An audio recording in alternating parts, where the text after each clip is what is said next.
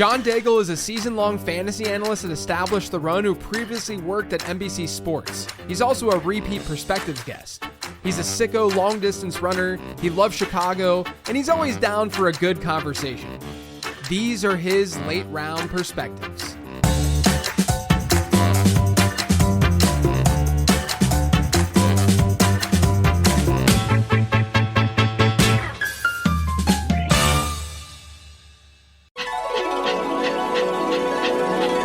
This episode is sponsored by DraftKings. There's no better way to lock in your fantasy dominance early than with Best Ball on DraftKings, where you draft once and ride your roster all season long. And right now, DraftKings is giving all customers a can't-miss offer. Draft one, get one. Enter a lineup in the $15 million Best Ball contest for just $20, and you'll score another Best Ball ticket to play free for a share of that $15 million, giving you a second shot to win big. It's easy. Just draft your dream team once, no weekly management required, and let your top scorers automatically start each week. Across the whole season, every breakout star, every clutch play, every touchdown will count towards your quest for a share of $15 million. I'm drafting over there all the time. It's an absolute blast. So download the DraftKings Daily Fantasy app now to draft your $20 Best Ball lineup to play for a share of $15 million and get a second ticket to play free for a share of that $15 million. That's two chances to win big without ever setting your lineup again. Draft one, get one, only on DraftKings. The crown is yours. Gambling problem? Call 1-800-GAMBLER. In New York, call 877-8-HOPE-NY or text HOPE-NY to 467-369. In Connecticut, help is available for problem gambling. Call 888-789-7777 or visit ccpg.org. 18 plus in most eligible states, but age varies by jurisdiction. Eligibility restrictions apply. Void where prohibited. One per customer. Enter the Best Ball $15 million headliner contest by 9/4/25 to get one bonus entry. $20 entry fee required. Reward expires in 30 days. See terms at DraftKings.com/NFL-best-ball. Sponsored by DK. Now back to the show. Mr. Daigle, what's up? Oh, is that what it is? I thought you had a bigger point off the top to make. What is up, J.J. Zacharyson? It is the off season. It's the June, so I still have lots of energy right now, as opposed to if you were to catch me in November around the holidays. It's sunny and beautiful out. That's what's up right now. That'll go down as the worst intro in podcast history. I completely agree. So you should be thankful that you're part of that. You should also be thankful, Daigle. You are the second, not the first, but the second returning guest to Late Round Perspectives. Did you know that? I did not know that. That is, yeah, it's you and Mr. Matt Waldman. I had Waldman on last year for a prospecting show, and that's going to become a yearly thing now. People really dug it, and we have two differing viewpoints and stuff on prospects and the way that we approach things. And so I brought him back. But you're the first non sort of the Waldman thing is sort of like a I don't know how I would describe it. It's almost like a Super Bowl type event that I'm going to do each year, right? Whereas this is more of a, maybe you're top of my list and buddies in the fantasy space. I'm opening for the Super Bowl. I'll take that on the card, honestly. I'll accept it as a compliment, but also I know how the content game works, and that you probably just looked back at last year's archive and you were like, I had these guests on at this time, and so I'm going to bring Daigle back on. And I could say that too, because so Scott Fishbowl is in a couple weeks. Yeah. And last year at Scott Fishbowl, I swear, that was the thing that the people approached me the most about was our episode, which came out, I think, a month before SFB draft. It's late. It's basically the same time frame as this one, I think. And I think they enjoyed it just because I feel like if you were to go back and listen to that episode, we didn't answer anything. We were more bouncing questions off one another because at that time, as it is this time, there were so many ambiguous backfields that we, maybe we didn't even get the answer to this day on the Titans backfield. I'm still not sure what to do there, but we were talking about situations like that. And really, as opposed to any other podcast that's very confident about it, I think we were both just questioning what the hell was going to happen. I mean, look, welcome to the Late Round Podcast in general, though, where I really just ask questions the entire time. And I want to push the research to folks and tell people, what I've seen and discovered, but people got to make, their own decisions at the end of the day too. I don't want to just say, hey, draft this guy without any sort of backbone to it. But I will say, I was looking at your Twitter researching for this just to see if you had fired off any takes that we could talk about on the show. And I see you rattling people up over on the Twitter streets. There was one, I got to start off the show with this because I think it's a good discussion to have, but it's also hilarious the confidence at which you just threw it out there and you just let it sit and then walked away. But it was, here's the tweet. This is from a day ago. So by the time this publishes, it'll be like 3 days ago. Uh-huh. But it says, do you know what I'm getting to here? I know exactly which one you're about to reference. Yes. This is about Tyrone Tracy. I know exactly which one you're about to say. Yes. You said, so there's a video of Tyrone Tracy talking about using a grip strengthener, and he wants to be, one of the great New York Giants running backs, saying all the right things to the media, right? Tyrone Tracy, a guy that I think you liked last year. I certainly liked last year. And he had a good season, all things considered. You said, in a quote tweet to this video of Tracy, you said, quote, Tracy was and then in parentheses, significantly better prospect, especially in pass pro, than Cam Scadaboo was at any point in the pre-draft process. Only hang up were those 5 pesky fumbles during his rookie year. Spot the lie. I want you to elaborate because I think it's a really interesting take. So are you referring to Tyrone Tracy and his work only as a running back in college, I'm assuming, and seeing what he brought to the table there, seeing what Cam Scadaboo brought to the table, and you saying Tyrone Tracy is just a better player straight up? Athleticism and explosiveness is what I'm referencing to. So they're in metrics coming out of college and how we weigh both Scadaboo and Tracy as prospects at this stage of their careers, going back to last year, of course, for Tracy.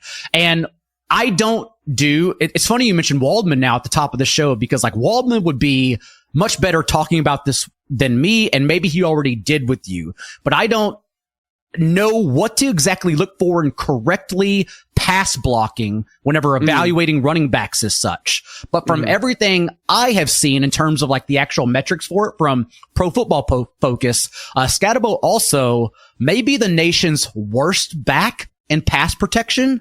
And that's where, according to ESPN's Jordan Renan, he's being used as right now on third downs. So when you look at what Tracy accomplished last year in terms of explosiveness and pass pro and receiving the ball, in my opinion, he is the outright better player than Scadaboo. I'm curious on your thoughts on it though, because like Fantasy Points, Ryan Heath, for example, is doing tremendous work right now on what I think matters the most, and that is what is relevant, what's most sticky and carries over year to year. And Tracy falls into that bucket of running backs who were very explosive, but similar to Saquon Barkley a couple years ago, really got held back for their offensive line, not helping them whatsoever. And maybe that's the case again this year, but Tracy showed he's explosive enough in terms of the rate in which he gained 10 and 15-yard runs that he can still make his offensive line better, whereas some running backs can't. And due to the athleticism, I'm questioning if Scadaboo can do that.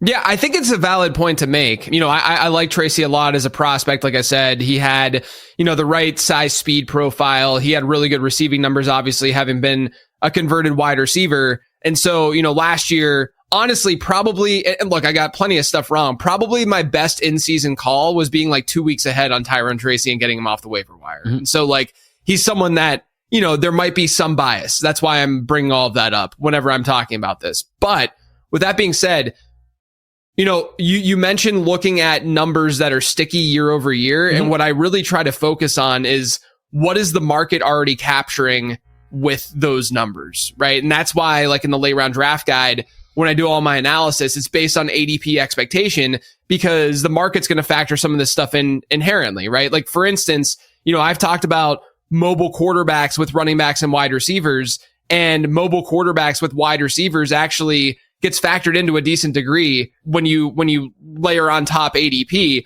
So it doesn't matter, as much when you're actually drafting, as long as you're drafting these players at cost, right? And so with Tyrone Tracy, I bring that up because Tyrone Tracy with middle round running backs, you want ambiguous backfields is exactly what you get with the Giants right now. So then your question is, which running back should I prefer between Cam Scadaboo and Tyrone Tracy? You want receiving backs. You want guys who are in their second year, ideally in the middle rounds. They hit at a really high rate, more than rookies do in the middle rounds. You also ideally want guys coming off of these like good, robust yards per route run seasons. Mm-hmm. And the reason for that is because that improves their probability of hitting that high target share. There is a correlation there. Did an episode on that a couple weeks ago. And so Tracy in that department lacks a little bit. He's not in the Chuba Hubbard, Ramondre Stevenson, Jordan Mason bucket of like really, really poor previous season yards per route run, but it's the next tier up. And Tony Pollard's actually in that too. So I'm not saying that like he's doomed. I'm just saying that that's the analytical, the stuff that I'm looking at, versus ADP expectation. That's the analytical red flag. But I even mentioned this in the Discord, on my Discord, like last week, that I've been buying more and more into Tracy being the guy that I'm going to be more into in that backfield versus Cam Scatterbo. To me, it's not a backfield that I'm going to take that heavy of a stand just because I don't know if there's going to be crazy fantasy production that stems from it. The way that like we're going to throw darts like crazy at Jacksonville. Mm-hmm. But I do think that Tracy is the one that I prefer at the moment. It's also just the fact that right now you can't say anything that is deemed as negative about any rookies. We're just in that time of the year where their ADPs are surging just based on best ball. Best ball, which again, by the way, and going back, because both you and I are doing a lot of season long work right now, it just gets more intense every year how separated best ball ADP becomes from redraft ADP. ESPN just put out a mock draft. So it's the first I've been doing like high stakes FFPC drafts just to keep in the loop of tier windows for season long. But ESPN just put out like a mock draft, which is closer to home league that they'll see ADP. Mm-hmm. And it's just drastically, wildly different, as we would expect. Most in particular running backs being heavily drafted in the first couple of rounds. Yeah, there's that. You get, rookie, like that's why like all my analysis has always been rookies are just great.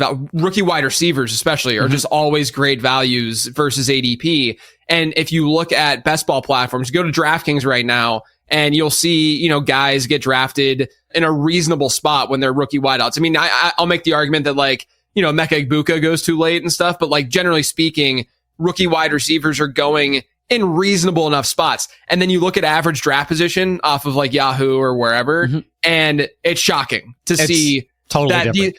Like you'll look at like, Trey Harris and Jaden Higgins types, even not even Matthew Gold, not even the first round guys, but the second round guys are like in the wide receiver 60s in some of these, on some of these platforms or 70s, right? Where like, why would you not throw that dart at a Trey Harris in this offense where he's going to be starting, where that he can play a vertical role? Why not throw that dart whenever you're talking about him versus Xavier Legette or something like that, right? Like we already know what we're getting out of Legette. Why would we not take the chance on the unknown, right? But a lot of, the way gamers think, and it's been this way for years, they hate the unknown.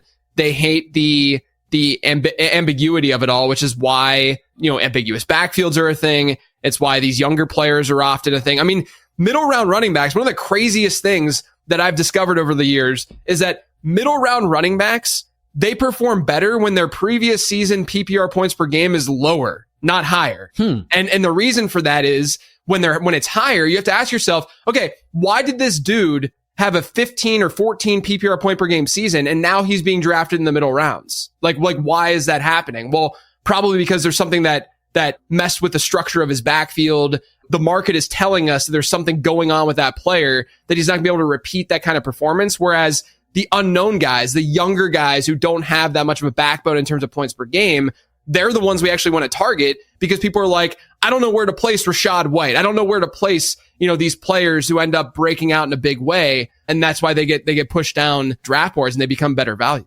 That sounds like a couple players last year, but Raheem Mostert stands out. Someone who, was a top 5 player in terms of points per game in 2023. And then last year we get to the offseason and it's easy to say this in hindsight, I know, but it was pretty obvious that, a 31-year-old Raheem Mostert coming off career high in touches and games played. It's like that can't sustain even at like an 8th round ADP. And that's something we should avoid. So that checks out. That makes a lot of sense. Let's start this conversation. I know we already kind of dug into some stuff, but I want to talk a little high level and philosophical before we get into player takes. I sent you a text with when we were talking about this show and I was like, look, man, it's June. We can just like fire off some stuff. People will dig it because we're kind of like workshopping ideas right now. And we did this last year too.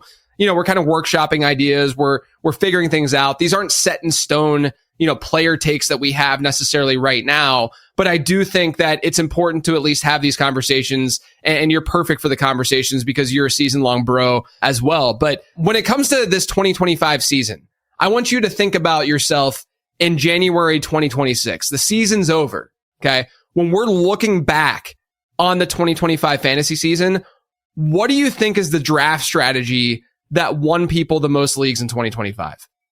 I've been leaning on hero running back heavily. And I think that's just because the way wide receivers work in the into the first, second round, and I'm sure we'll talk about that at some point, then it really opens the door to start with a strong running back. And that depends on how you're tiering your players, but you can get Christian McCaffrey, Derrick Henry, lean on one of those guys, and then tack on wide receivers from that point forward. At the end of the first round, I'm still debating, like, do I want to double tap running back if CMC naturally falls? And in my opinion, he will. To the 112 in home leagues every single time. Yeah. And by the way, again, we'll probably get to this later, but I'm going to build my entire personality around 112 CMC. What could go wrong, by the way, this offseason. But yes, I'm still debating that because the wide receivers are so good at the end. I mean, the fact that we can start Malik Neighbors and Brian Thomas or Nico Collins, JJ Brown from the end of drafts. But overall, overarching view, I do think Hero RB is going to be the way to go. And then just getting ahead of those wide receiver windows because there are cliffs. The dead zones shifts every single year. Curious to your thoughts as what you believe in terms of ADP. The dead zone for running backs is this year, but just in terms of where player tiers are falling, like for wide receivers, there is a group of Mike Evans and Terry McLaurin I want to be ahead of and make sure I get the players before that, because that seemed to me that resembles the cliff where we start getting into more AJ Pex and ambiguity. Yeah. And then for running backs, I think that tier comes much quicker for Kyren Williams, Josh Jacobs, Aaron Jones, that group of players.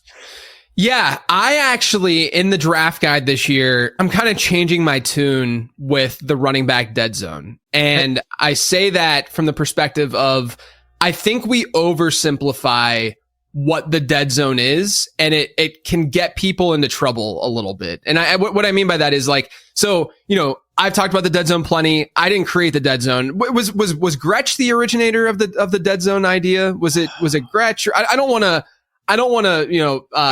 it probably was Gretsch, but anytime we ask who originated this idea, I assume it was Fantasy, which that may go over people's heads, but like he was he's the philosophizer of our time. Yeah. Yeah. Regardless of whoever created it. Like I certainly didn't, right? But I've been talking about it for years on the show, and, I've done episodes on it, all that good stuff.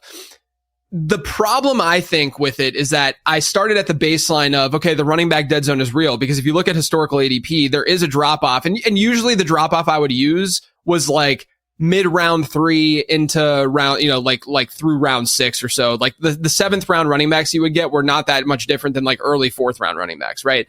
And then I realized, hey, the way that leagues are set up these days, there's so many variations that instead of looking at round taken, I would rather look at positional rank, right? So like if you look at RB 18, that's usually where, drop off, there's a little bit of a drop off after like RB 12 historically. And then there's a big one after RB 18, and it's the same, through RB 30. So basically like the RB 34 or the RB 33 would be giving you a similar ceiling as the RB 19 would. So there would be no reason to draft the RB 19 in that scenario, because you're not gaining any value in doing that. You could just wait.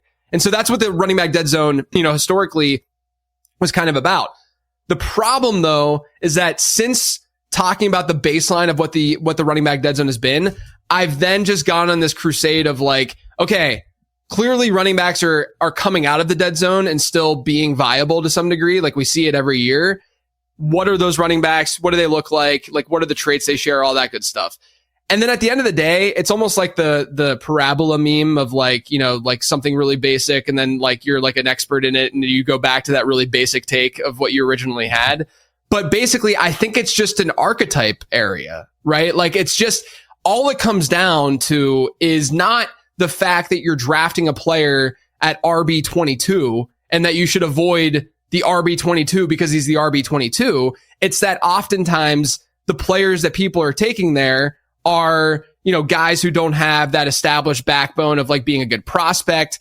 They're not players they're players who are inflated based on previous season points per game, like I talked about, or they're not young up and coming players. So really, if you remove like veterans from the data set and looking at the running back dead zone, you realize that there's really not that significant drop off that you would see younger, like able, good running backs in general. And so I've kind of changed my tune in that I don't want to label it the running back dead zone so broadly, because I think that listeners might take that as I can absolutely not target a player within this area of the draft, when the reality is you shouldn't be targeting certain players in that area of the draft. But that's an argument that you can make for any area of the draft. Like there's certain archetypes that we really shouldn't be targeting that heavily in the early rounds, like non-pass catchers that aren't Derrick Henry, stuff like that. Like we shouldn't be going after those types of players. And so I'm not saying that like I think the running back dead zone is dead or anything like that. Like we can still label it that way, but I think that the nuance is really important, so that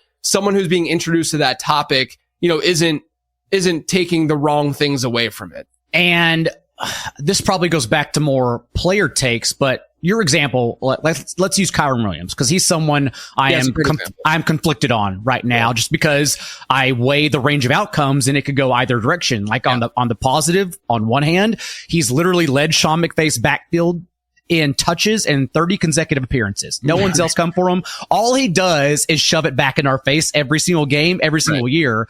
Despite not being explosive, despite not earning targets, he just gets it done because the lone skeleton key is touches. And like, if you're getting those touches, especially in those windows, then yes, Kyren Williams can deliver. Having said that, was the addition of Jarquez Hunter someone you've talked about throughout the offseason? Was that because, like the Chiefs, Sean McVay is yearning for any amount of explosiveness, especially like if the Rams offensive line were to fall apart and not really carry their running back in? Perhaps so. So again, that's a player take from it based on like your ADP nuance, but yeah, it could go either direction. And honestly, I think the longer we are in this industry doing this, like the more open I do become in saying, yeah, it could go either direction. The range of outcomes are wide, which is why I'm taking, like, rather than taking a stance, I'm taking both sides of it.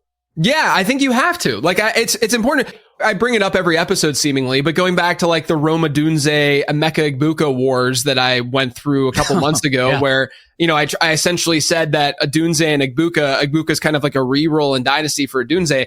It's not that I'm saying that Odunze loses that 100% of the time. It's more of a 55-45 thing or a 51-49 thing, or it just fit that roster particularly well, to go the route that I did. I don't want to rehash all of that. But my point is, whenever I'm researching and looking at these players and doing player analysis, I'm trying to look at both sides. Like, Kyren Williams is a great example of that this year. Do you think that spoiler alert, Kyren Williams for a second straight year is on my players to avoid list, right? Mm-hmm. And so I missed it last year. I think he outperformed expectation by 1.7 PPR points per game. That's ADP expectation.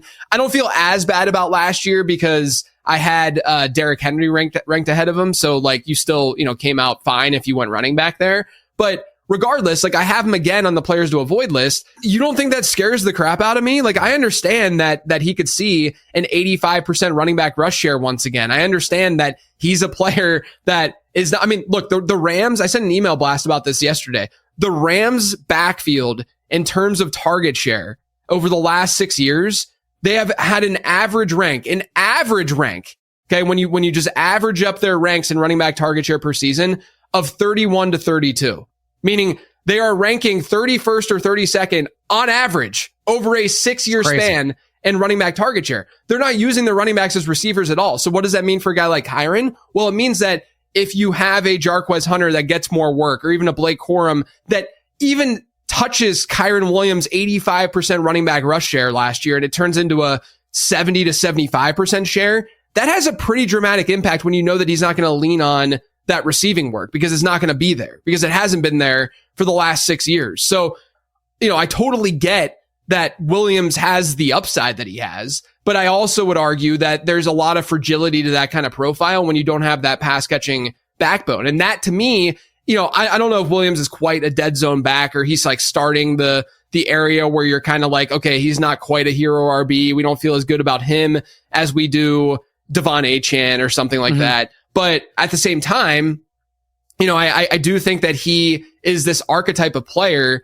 that we generally should not be heavily investing in because it can go south. And that's where we see the running back dead zone and we see these running backs, you know, not perform up to expectation is because they don't have the attributes that we want them to have. It's not so much we can't draft any of them because I like Breece Hall who goes after Kyren Williams, right? Like Breece Hall to me is not a dead zone back, not a traditional dead zone back because he has the tools and the attributes that we want out of a running back, you know, in fantasy football. And so that's why it's almost like an archetype zone. It just so happens that these archetypes are all falling in the same spot, probably based on like supply and demand and this idea, like if I miss out on these top 2 round running backs, I got to force it and really get a running back or else I'm screwed. That's the mentality of the drafter. And that just pushes these guys up draft boards. And I think that's why going back to where this all started, Hero RB will be the way to go for me and what we're looking back at next offseason as what won leagues, just because it does seem like you can start with one of those top 4, 5 guys.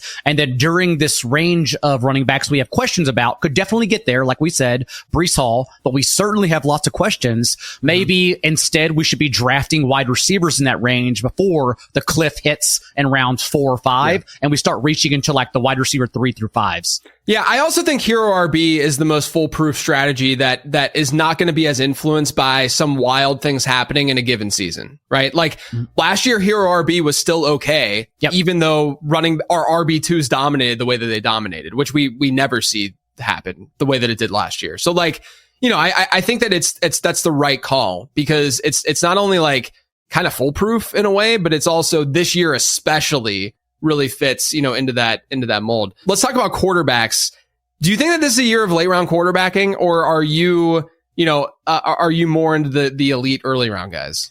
When you say that term for your brand and our friend Rich Rebar's Konami code brand, it's crazy because it is, in my opinion, the year of late round quarterback, but not what you have built your brands on. Sure. Instead, the statues, like the pocket guys, like CJ Stroud, for example, last year, the QB5 and ADP, but now he's going in the later rounds, like round 12 on, where you can just draft him and set it and forget it. And guys like that are now falling. And so it is late round quarterback, but not for the running players. Dak Prescott, for example, it's basically the opposite of what we're doing with Baker Mayfield. Baker Mayfield's coming off career high touchdown rate and points per game. Dak Prescott's coming off career low touchdown rate and points per game with the extremely upgraded cast and only 1 year removed from being the QB5 in weekly points and number 2 in the VP voting in 2023 behind Lamar Jackson.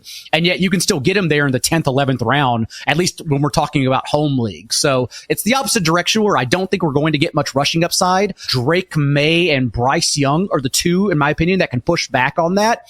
But we're still getting guys who, again, were top 10 in ADP at their position last year, and they're just falling based on 1 year that they did not live up to those expectations. This is the perfect example of the episode I did on touchdown rates and how touchdown rates, again, this is like the same thing as like previous season points per game with middle round running backs. Previous season touchdown rate, you actually want lower touchdown rates than higher touchdown rates because touchdown rate will regress. And so what happens is a guy like Jared Goff gets elevated into, like in home leagues, Jared Goff is going to go in like the QB8 to QB10 range. Don't get me started. It's gonna be pretty aggressive with Goff because of what he did, you know, 6.9% touchdown rate last year. You know, he threw for more touchdowns than he's ever thrown for. The kind of performance that he's likely not going to repeat, but even still, Jared Goff last season still didn't reach 20 points per game, despite everything going phenomenally well for him. I mean, they might throw the ball a little bit more this year, and that'll help combat the regression a little bit. But what you're basically describing is the touchdown rate stuff where that fluctuates. So with pocket passers, you can jumble them up usually, and there's not going to be that much correlation between ADP and where they're drafted versus postseason result when it comes to these pocket passers. So you get CJ Stroud late. You know, I like Trevor Lawrence late too. You know, you get Dak Prescott later. And then earlier, you get the guys like Baker and Goff is the one that's easiest to go to because at least Baker scrambled a little bit more last year and has really good weapons and stuff, you know, and like, yes, there's going to be regression, but you can at least see it be combated a little bit. Even like Joe Burrow. Like, I think Burrow is the QB5 in fantasy, but I also don't think that there should be such a small gap between Jalen Hurts and Joe Burrow in ADP, like overall ADP. So like I'm factoring in Joe Burrow regressing because I think he will regress in terms of probably pass attempts and touchdown rate. But even still, like I think Goff is just such an easy go. It's like Jordan Love when people were drafting Jordan Love last year high. And like we see these guys get elevated based on their previous season numbers when, to your point, you can just get these pocket passers later and they have just as good of odds to hit as some of those guys that are being drafted early. Whereas last year, though, Jaden Daniels was a fringe QB1, but someone that was very easy to target for the rushing upside in home leagues. Bo Nix was also someone that was very easy to leave in the last round, but especially in Superflex leagues, you can group him in a crop of 3 guys you could draft. Drake May was obviously tougher because there was a window where we knew he would start, but we knew at the beginning of the year he would not. So again, it's different because these guys, these other ones we're drafting now, Jordan Love, Tua is also falling late just because he was injured, even though he was very good when he was on the field. He was injured. Who cares? And so these guys are now falling late. And so we're taking advantage of just the ADP dipping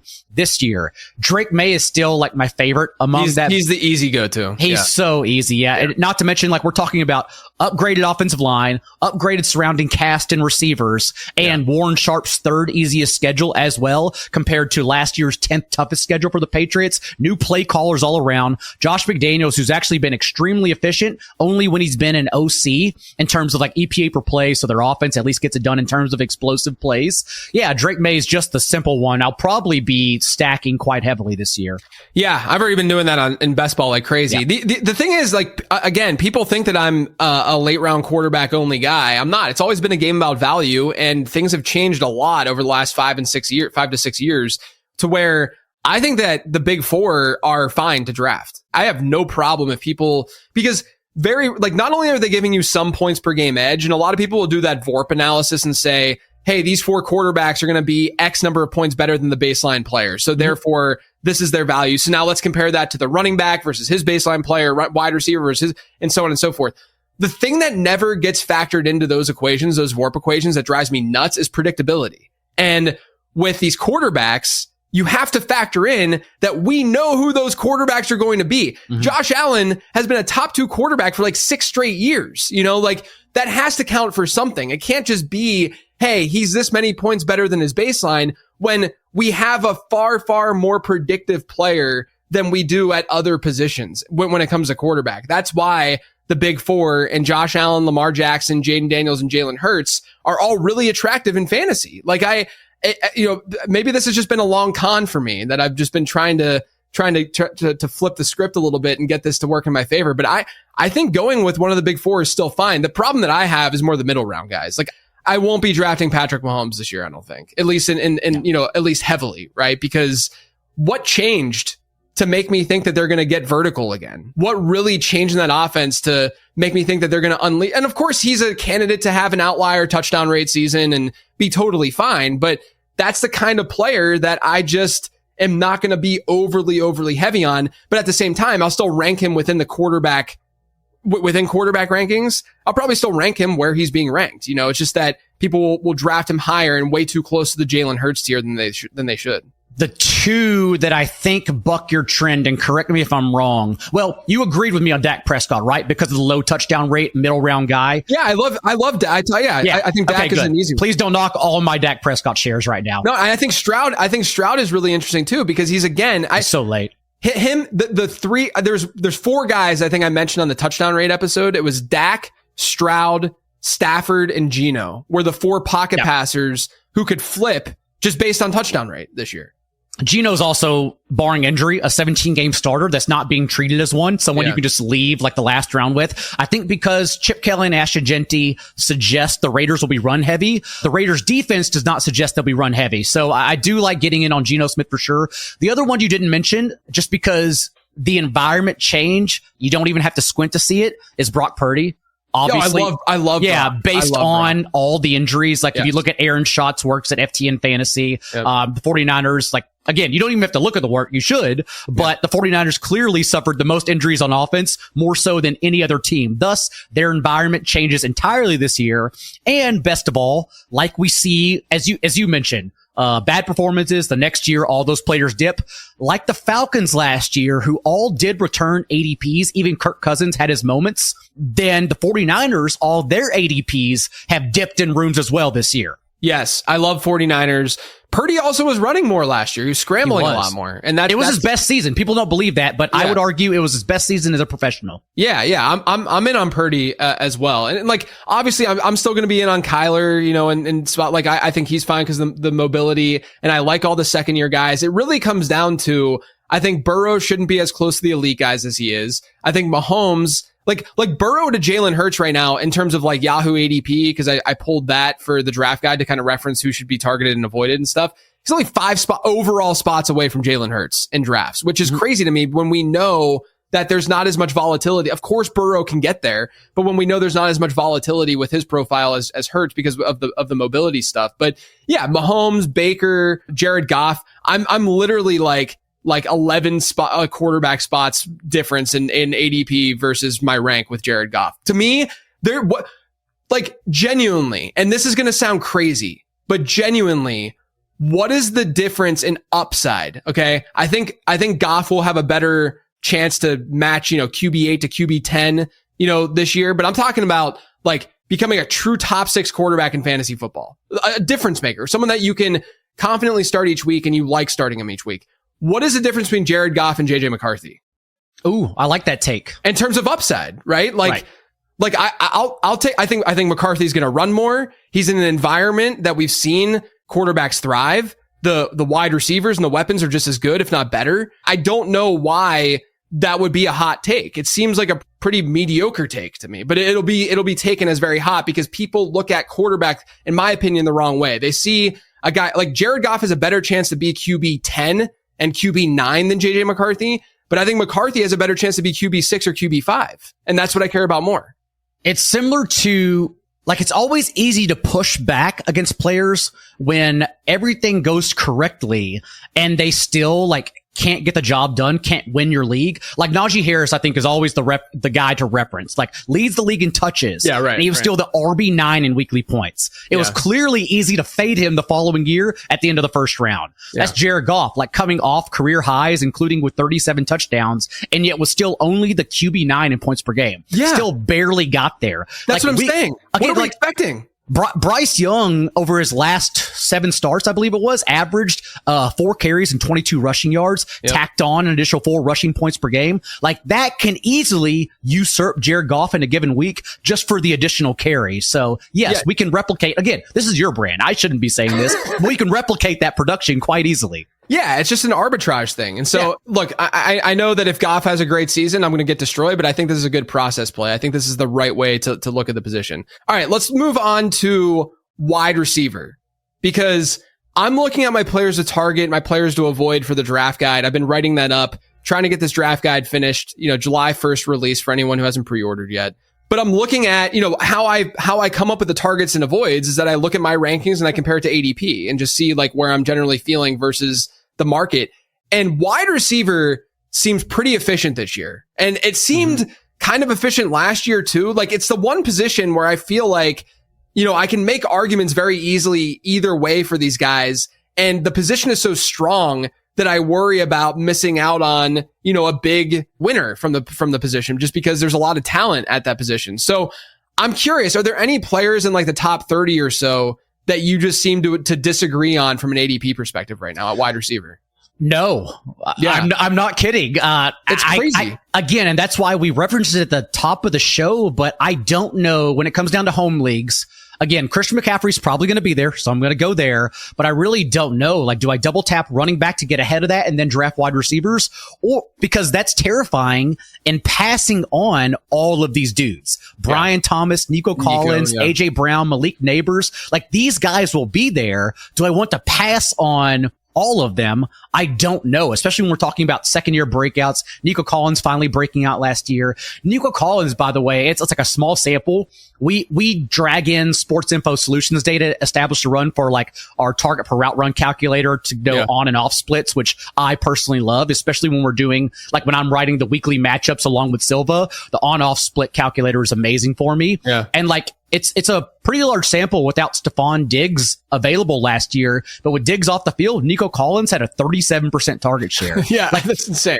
And like you tell me, you know, we've talked about it on my show at ETR in the past, but like Jalen Noel and Jaden Higgins, they are not the archetype that Nico Collins does. You can't replicate what Nico Collins brings to this offense. Yeah. And so it's pretty wide open with we think a bounce back CJ Stroud year and a new offensive coordinator that, I just don't want to gloss over these guys. So I don't know how I'm handling it just yet, because again, I can't poke holes in the top 30 players. The players I mentioned that I believe are the cliff drop off this year, and Mike Evans and Terry McLaurin starting there, they don't go until the third or fourth round. Mm-hmm. Maybe that comes up a little bit in home leagues, but right now they're not top 30 in ADP. So I just don't know how I'm going to handle it just yet. Yeah, it's bizarre. And for the record, Nico, spoiler alert, also a player to target for me this year in the guide, just based on his previous season peripherals were out of control last year. His targets per out run, his yards per out run, everything was insane. And now you get, like you said, Higgins, who I think is a better complementary piece than an actual, alpha. Jalen Noel, who I love as a slot, but he's a slot. He's not going to be playing the same kind of role that Nico's playing. And even if it's Christian Kirk this year, then it's the same kind of deal, right? And so I love Nico. I love the Texans to kind of bounce back in the passing game. I think Nico is an easy, I don't know if we would even consider a dark horse to just be the wide receiver 1 in fantasy this year, right? Like just a player who could just be as good as the other guy. Like I think that's in his range of outcomes. So I'm with you there. And yeah, I mean, like when I'm looking at this top 30, top 40 wide receivers in the ADP, the guys that are on my avoids list are players who I'm only like 2 to 4 spots different in my ranking versus where their ADP is. Like one example is Garrett Wilson, where Wilson's wide receiver 13 by ADP. I have him at wide receiver 16. So all of these guys are like soft fades, but they're not full blown fades. And again, Garrett Wilson to me is like the Kyren Williams of wide receivers, where I understand the outcome, obviously, of Wilson dominating and having a great season. If he gets a 32% target share, which is possible, if he just gobbles up everything in that offense, which is very possible and in his range of outcomes. I'm just looking at the other side too, with Wilson, with my ranking, but even still, like, the wide receiver 13 versus the wide receiver 16, especially when you look at tiers, it's not really that significant of a difference when they're all tiered up together anyway for me, and they're relatively interchangeable. I just think wide receiver is efficient this year. I do think McLaurin is kind of a fade, and he probably will be more in home leagues just because of what he did last year and that 13 touchdown mark not being as sustainable. But like, again, I don't think he's going to burn you. Like there's no obvious players like that seem like they're just going to destroy you. Like I want to get higher on AJ Brown, for example. Same, but you can't. I don't know how to get higher. Yeah. Like last year, AJ Brown, and this is why we use rate stats, not counting stats, because the Eagles did not have the passing volume at times. Right. But like AJ Brown was one of only 2 receivers in the entire league to command at least 31% of his team's targets. He had less than a 26% target share in only 2 games all year. Crazy. All he did was be the wide receiver 1, not 1A to Devontae Smith, but 1, similar to Tyreek Hill over Jalen Waddle in past years, not last year. Yeah. But again, like, how can I push AJ Brown any higher when Thomas and Neighbors are right there? It's just hard. Yeah, it's really hard. Do you have any sleepers at running back this year, or wide receiver this year that folks might be able to get middle or late rounds? A couple, and it's more about, I don't even know if they're sleepers, more about misunderstood, stupid word, misunderstood ADPs. Like Juwan Jennings, I think should be higher. I like that. When someone like proves he can win your league and then does not go like in the first 4 rounds, like even Rashee Rice is there after a serious injury. Rashee Rice is there. Jennings is now like still round 7 or 8, even though last year with Debo off the field, he had a 41% target share. Crazy. He had that overall wide receiver 1 week against the Rams, I believe it was. Like he proved he's a wide receiver 1. It kind of came out of nowhere, honestly, but he was a true wide receiver 1 and commanding volume. So love Juwan Jennings in the middle round. Late round is another one I'm confident in, and Marvin Mims, because we talk about season long leagues and especially in that range, you're looking strictly for upside, and who has more upside than what he showed last year in Mims? At least 4 targets in 7 consecutive games to close the year, including the postseason. Sean Payton also mixed him in for 8 carries in that time. So perhaps his role grows larger despite the addition of Pat Bryant, who I don't know how he fits in that offense. The one question mark I have that I am drafting a lot of, but it's more about, again, being in this industry for so long. And now I'm saying, maybe I got this guy wrong and I can cross my fingers here. What are your thoughts on Keon Coleman in his second year? Yeah, I mean, look, I can see the upside and the potential. I mean, again, I talk about ambiguous backfields with running backs, but ambiguous wide receiving cores are a thing too. And we would rather have, players who don't have alphas on their team, because that allows them to potentially emerge on that team. And you can look at, do they have an alpha? Just look at their ADP, because generally that's going to say, what kind of target share that player is going to have. I think it's interesting because, to me, I think Khalil Shakir is somewhat of a value, just if you want someone who's just a good baseline player, like just a solid, let's just get a wide receiver 3 who can maybe give us wide receiver 2 production, right? Just not, probably not a top 10 to 15 guy, but probably could be a 16 to 25 type player if things hit right.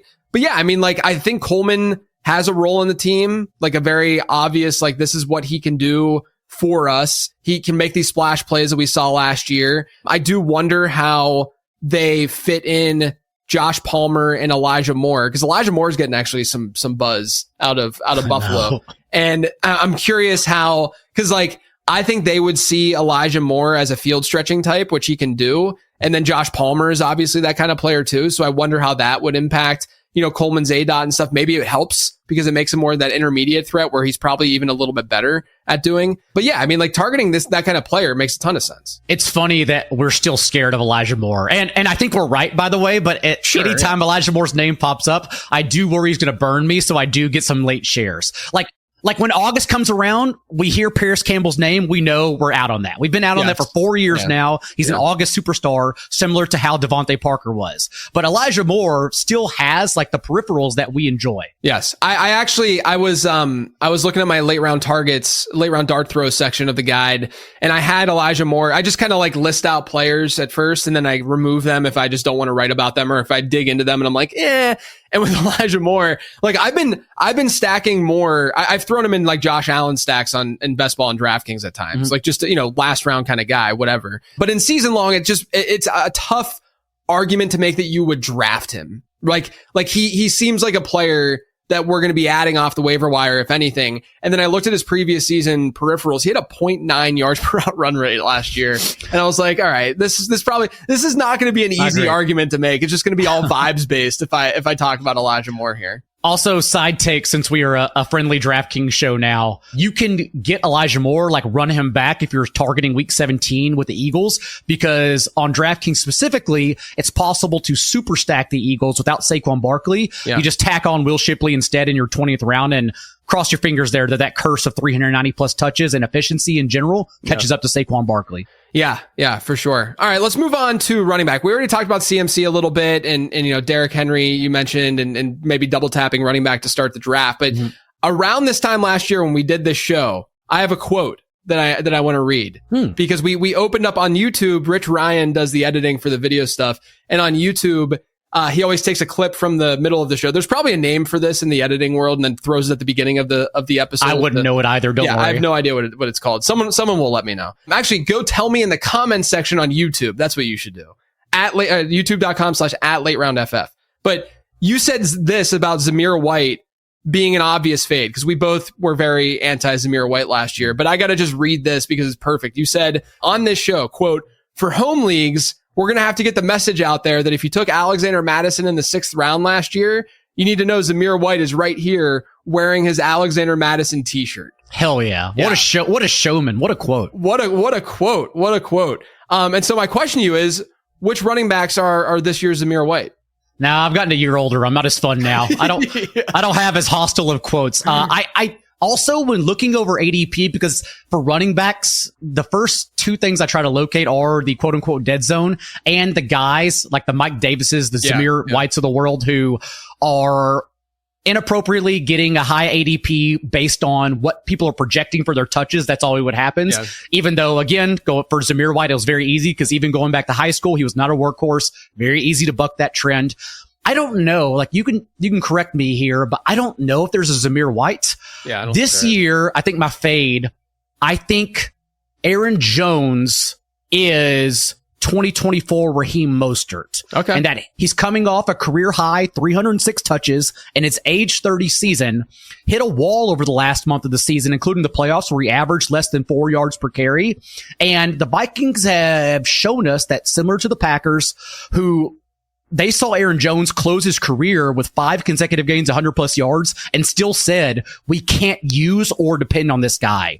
Aaron Jones, don't get me wrong, was amazing last year. But again, we're still talking about that, not a breakout, but a rejuvenation in his age 30 year with the Vikings, who had finite capital heading into the draft, saying we need someone else, and then going out and adding Jordan Mason instead. Yeah. There are so many outs.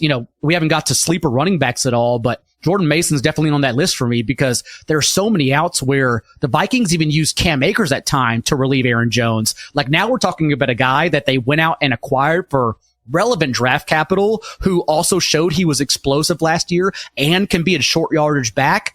Jordan Mason can cap the upside of Aaron Jones significantly. So I think that's the player that I'm definitely going to be out on this year. Yeah, I think it's valid. And there's a trend also with middle round running backs that when they're that old, when they're past or when they're in year 9 plus, their outcomes are usually not that great, which is not great for a guy like James Conner. And so, I'm not saying that I'm necessarily fading, but it's definitely one of the red flags. I kind of look at these guys as, where can I poke holes? And that's a big giant hole that we can poke with James Conner and Aaron Jones. What about, let me throw this name out there, because he's someone who did not fit the mold very well with the previous season yards per route run stuff. Mm-hmm. And we only have seen this one great season from him. Chuba Hubbard. How do you feel about Hubbard this year? Hubbard is someone I almost mentioned Hubbard, honestly, in this fading section. We've been discussing him in the ETR Slack because the rankings were initially high, and I think we've come back. We only have a small sample, honestly, and you can give me because I know you have the data going back on Hubbard based on where he's going in ADP and the bucket he falls in. But we only have a couple games of relevant data under Dave Canales, but we did see in only 2 games that Jonathan Brooks played, Brooks in that second game actually did start siphoning and eating into Chuba Hubbard's workload. Yep. So much so that Brooks led him in touches both in the red zone and inside the 5-yard line in that second game before he was injured. And so now with both Trevor Etienne and Rico Dowdle on the map as well, I definitely worry about Hubbard trying to build off of this career high in carries and touches. Yeah, that's kind of where I'm at. I'm concerned about his receiving profile. And it goes back again to the yards per out run stuff. His yards per out run 2 years ago, not great at all. It was 0.79, 0.72 or something like that. It wasn't good, right? And then last year it was 0.51. And again, we can sit here and blame scheme, and scheme definitely plays a role in any data point. But traditionally, that kind of running back, historically, we have not seen a middle round running back. If you count RB18 to RB42 as middle round, we have not, or RB19 to RB42, we have not seen a middle round running back get to a 10% target share per game rate who had a previous season yards per route run rate under 0.7 since 2014.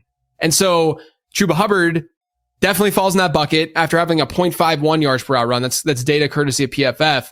And if you look at what Carolina did this offseason, I don't think that they're gonna go away from Chuba Hubbard the way that the Raiders went away from Zamir White. So that's not my analogy. That's not my connection here. That's not what I'm saying. But I do think that the 2 guys that they brought in, Trevor Etienne, pass catching running back, Rico Dowdle can be a pass catching running back and a good change of pace guy at the very least. They brought them in to do the thing that Hubbard maybe hasn't been as effective at doing. And so I could see a scenario where Hubbard maybe Hubbard probably will not maintain the rush share that he saw last year, because last year for the majority of the season, it was him. There was no other alternative that they could rely on at all in that offense. And so I do think the rush share is going to drop a little bit, but I think the target share, where he had almost a 12% per game target share, I think that's where we're going to see 7 to 8%. And if that happens, he's not living up to ADP expectation. He can be he can still give you production, and he's not going to be a player. It's like a Jared Goff, right? Where it's the dude is still going to give you something. He's probably not going to just completely burn your team, but we're looking for superstars in that range, guys who can legitimately, become league-winning players. And you look at Chuba Hubbard, he's going 1 running back spot, 2 overall spots away from Alvin Kamara, who I think has already broken the mold from an age perspective and stuff. And like, he's seen an 18% target share every year of his career. And those kinds of players very rarely rank outside like the top 15 at running back, right? So Alvin Kamara is right there. Kenneth Walker is right there, who has crazy upside as long as he's healthy. So like, you can envision those top 6 kind of outcomes for those players. Then you get to Chuba Hubbard, and I just have a hard time seeing that. We're zooming out for our analysis, but if we want to zoom in and just like use the 1 game sample where the Panthers had a relevant back, again, in that second game where Brooks was healthy, he even out targeted Chuba Hubbard 3-0 because in my opinion, they were, like you said, yearning for a pass catching back, which they went out and got. So yes, I will group in Hubbard with Aaron Jones, 2 players I'm certainly concerned about. Yeah. What about your sleepers at the position this year? And again, I don't want to, let's just say dart throws at the position. Well, yeah, running back is always tougher to use the term. That's why I struggle with the term sleeper, because it's really about the touch windows. Yeah. And the moment a starter comes out, oh, suddenly the sleeper running back who was literally unusable in fantasy. Now I can use him. And I think the perfect example of that is a quote unquote sleeper for me. And that's Zach Charbonnet, just because got a terrible run out as a rookie, which is how he was treated initially last year. And that he played like amazing run defenses in the Rams, Cowboys, and 49ers in his 3 starts for Kenneth Walker.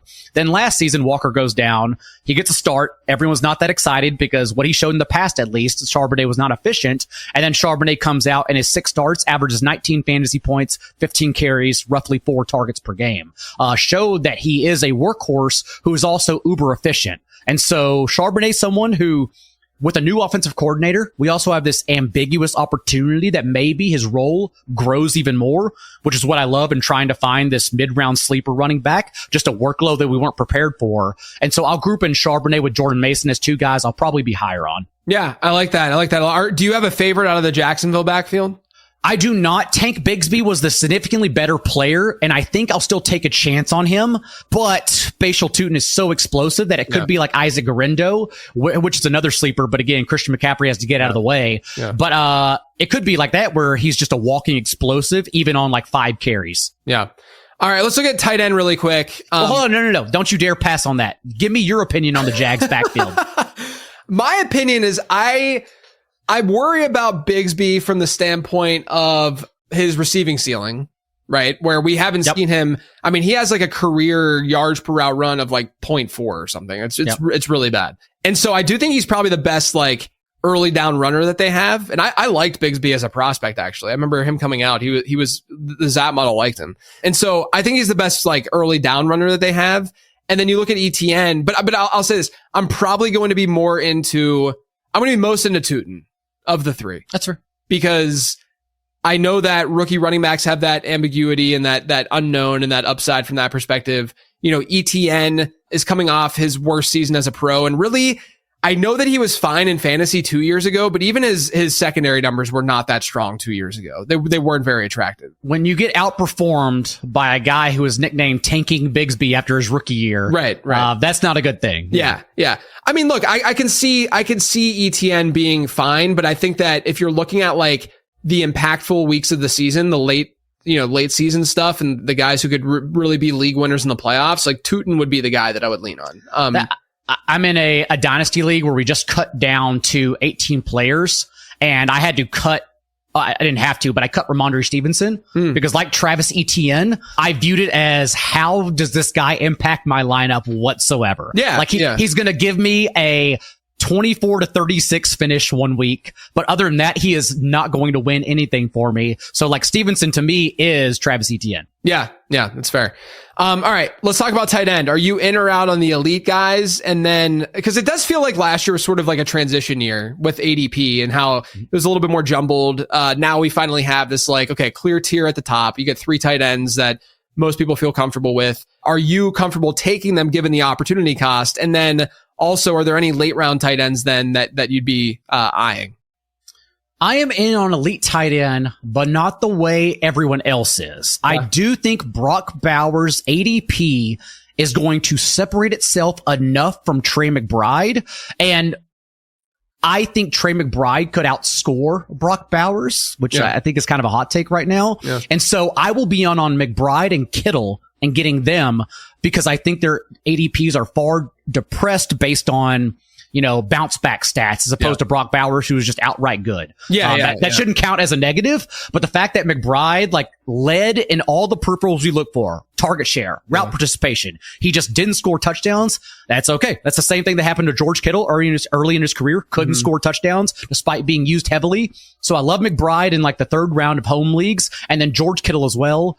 Like we talked about with the rest of the 49ers, we didn't dive too much into Christian McCaffrey. We talked about the wide receivers so far, but George Kittle also is suffering like the 49ers in terms of depressed ADP, and it's just wrong because he's aging like fine wine. Yeah. Especially when you remove Deebo Samuel from the field. Last year, Kittle he's made 4 full starts with Brock Purdy. It's only 4 games, but 4 full starts with Brock Purdy and without Deebo Samuel. And he's averaged a 33% target share and 14 points per game. He's a walking tight end 1 who's now going in the 4th and 5th round. So those 2 guys is what I'm building elite tight end strategy around. Yeah, I think it's fair. Someone asked a mailbag question last week about being concerned about Brock Bowers. My answer was, don't be concerned about Brock Bowers at all. As a player, and it was a Pete Carroll thing, and I'm like, okay, but Pete Carroll also had Luke Wilson. It's not like he had Brock Bowers. And the only time that Pete Carroll had a good tight end was Jimmy Graham, and he was a top 10 tight end basically every year that he was there in Seattle. And so, I kind of brushed that away and aside. I didn't really talk about Bowers at cost though. And so I do think it's a good point to make that, I don't mind taking Bowers, but it is difficult, the wide receivers we talked about earlier. And if you had to take him over some of those guys, that's where it just gets really, really difficult to do. Also, quick side note, based on that question, it's proof that we are always going to have jobs in this industry, because it seems like we go full circle every 3 years or so in terms of, I thought we had already solved that positional target share doesn't matter to an extent. You can't say this coach only targeted this tight end when this tight end was Rob Gronkowski. So of course that coach targeted that tight end. Yeah, you got to layer on person. I thought we already were done with that, but these questions mean we're never going to be done with it. Also, to that point, that's what's happening right now with route spaces and routes, like with ESPN Open Score, for example. Yeah. Good, a good stat to use, but not relevant fantasy whatsoever. And I thought we already proved that. We solved that when NFL advanced data came out with spacing and routing. It proved to not be sticky at all for fantasy. And yet we're going back to it with Open Score, which makes no sense at all. Yeah. Yeah, I mean, there's a lot of stuff out there from a data perspective that doesn't matter, and I try to focus on the stuff that obviously does. And there, the personnel. I wrote a newsletter blast yesterday talking about 3 coaching trends and opening up the blast and the intro talking about how there's so much noise to coordinator data, because there is so much noise to coordinator data. You have to have a really long, and the 3 coaches I talked about were Sean Payton, Sean McVay, and Greg Roman, who are all 3 guys who we have a massive sample size on, with a lot of, and it was all running back related. It was, Roman's pass catching usage with running backs, and, Sean Payton's pass catching usage. And then obviously Sean McVay is in the same way. I talked about that one earlier, but you have to look at all of that with a grain of salt, and you have to layer on personnel. When I see Sean Payton go and cycle through a lot of different running backs, including the last 2 years in Denver where they didn't have anything significant, and they're still top 5 in the league in running back target share, I care about that. When I see Greg Roman's teams consistently not target their running backs much out of the backfield at all, and people think that Greg Roman is this amazing coordinator for running backs, but you look at Frank Gore and how he did with and without Roman. Greg Roman has never had a top 10 backfield in fantasy points scored throughout his 10 years of being an offensive coordinator, which is crazy because that's not the way that folks generally view a Greg Roman offense. But a lot of that is just driven by the fact that they don't target their running backs that much. And they didn't last year either when they had J.K. Dobbins leading the pack. And then the Sean McVay thing I talked about earlier. I mean, they've just not targeted their running backs whatsoever out of that 11 personnel package. And so there are some trends that I will, lean on and say, okay, this is a thing. But when you look at, if anything, the Pete Carroll thing told me that when he has a tight end, they actually are. I mean, Jimmy Graham was sort of past his prime when he got to Seattle, and he was still a tight end 1 every year he was in Seattle. So if anything, it makes me feel better about Brock Bowers, because when he had a tight end, he used that tight end. He was good. And so I think Bowers is going to be fine. It's just that I think that there's a much larger opportunity cost in drafting him than the other two guys in the big three. It sucks that the game we play, we feel bad about drafting good players. We should just always make this easy for ourselves and go draft good players like Brock Bowers. But that's not the game, unfortunately. Yeah, I mean, I'm certainly still going to be getting some Bowers, but I will admittedly have a lot more Trey McBride, though, again, based on ADP. Yeah, and then late round dart throws at the position. Not many, honestly, but rooms right now are allowing Tucker Kraft and Jake Ferguson to fall pretty heavily to like athletic specimens, especially Kraft, who already showed they have a ceiling when they stay healthy. Plus, Kraft is interesting because already a top 12 tight end in points per game, which doesn't mean anything. That means he scored a couple touchdowns last year, whatever. Yeah. But he does have an opportunity in that it is an ambiguous room. And we're taking shots on wide receivers, Matthew Golden, Dontavian Wicks included, but Kraft is involved enough and there's no competition in that perhaps the winner in all of this is Tucker Kraft at a position where it's very volatile. So I think Tucker Kraft is like my favorite one to grab from the 10th round on. Yeah, I've been buying a lot more into Kraft, over the last month or so. I think that there's a chance that he ends up being a target in the draft guide when it's all said and done. All right, before I let you go, one bold prediction about this upcoming season. We didn't even get to dive into it much, but I believe Christian McCaffrey will outscore Saquon Barkley in fantasy this year. There we go. Maybe it's not a strong take, but when you get to your home leagues, I believe he will fall to the end of the first round for you. And the past 2 full seasons under Kyle Shanahan, McCaffrey's been the RB2 and RB1 in points per game. And he's the only running back to average 21 points in multiple seasons in that time. He played 2 games with Brock Purdy last year, out-touched Jordan Mason, the 49ers backup at the time, 42-3 in those games. And that was when he was injured. Not to mention the Niners have Warren Sharp's easiest schedule in the league this year. So I will be all in on the 49ers, but Christian McCaffrey as a league winner in particular. I love it. Daigle, thanks so much for your time, man. It's always great to talk shop with you. Let everyone know what you're working on, where they can find you, and where they can, read your work. You are working on your intros. I am working at establishtheRun.com, where I currently just put out all of our best ball content, including late round stacks for DraftKings. Again, DraftKings is fun right now because that's one place in particular you can super stack the 49ers, the Dolphins, and the Eagles with 5 different players from their offense and just nuke them all together. And then it's about season long time for us. So by the time you're pumping out that guide on July 1st, Silva and I will be going back to the basement and working on our team previews together. So it's that time of the year. It is. It's awesome. I'm excited for it. You can find me on Twitter at LateRoundQB, Blue Sky as well, same handle. Make sure you're pre-ordering the draft guide that will go up by $5 on July 1st when it launches. So make sure you get in on that. Otherwise, everyone, enjoy your weekend and thanks for tuning in.